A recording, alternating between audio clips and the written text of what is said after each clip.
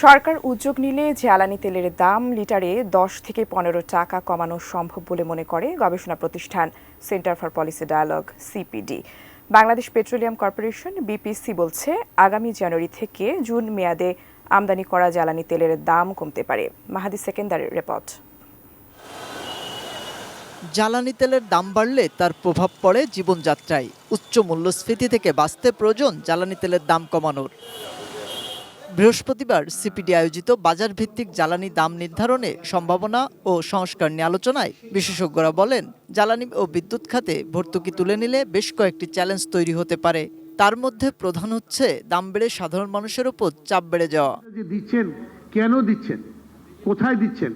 CPD বলছে, ভোক্তার স্বার্থ বিবেচনা করে সংস্কার করতে হবে মূল্য কাঠামো, যা উচ্চ মূল্যস্ফীতিতে স্বস্তি দেবে ভোক্তাদের। যে মূল্য কাঠামোটি আমরা প্রস্তাব করলাম সেই অনুযায়ী এটাকে যদি আরো কিছু অ্যাডজাস্ট করা যায়, তাহলে এই যে ভোক্তার যে এখন উচ্চ মূল্যস্ফীতির যে প্রভাব, সেখান থেকেও কিন্তু তিনি সাশ্রয় হবেন। সামগ্রিক যে ব্যয়, সেখানেও কিন্তু এর একটা ইতিবাচক প্রভাব ফেলতে পারবে বলে আমাদের কাছে মনে হয়। নির্মাণ কাজেও আমি বেছে নেই CSRM TMT 500W, committed for better still।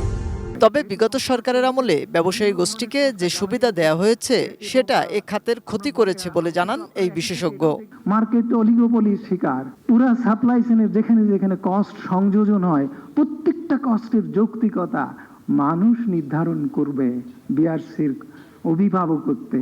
জ্বালানি তেলের স্টোরেজ বাড়ালে আন্তর্জাতিক বাজারে দাম কমার সুবিধা নেওয়া সম্ভব বলে জানান বিপিসির চেয়ারম্যান। আমাদের এফিসিয়েন্সি ডেভেলপমেন্ট করার অনেকগুলা জায়গা আছে।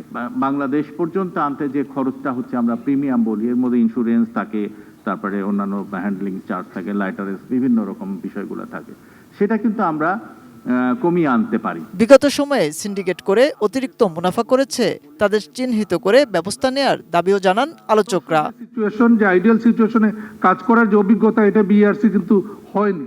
মাহাদি সেকেন্দার, ATN নিউজ, ঢাকা।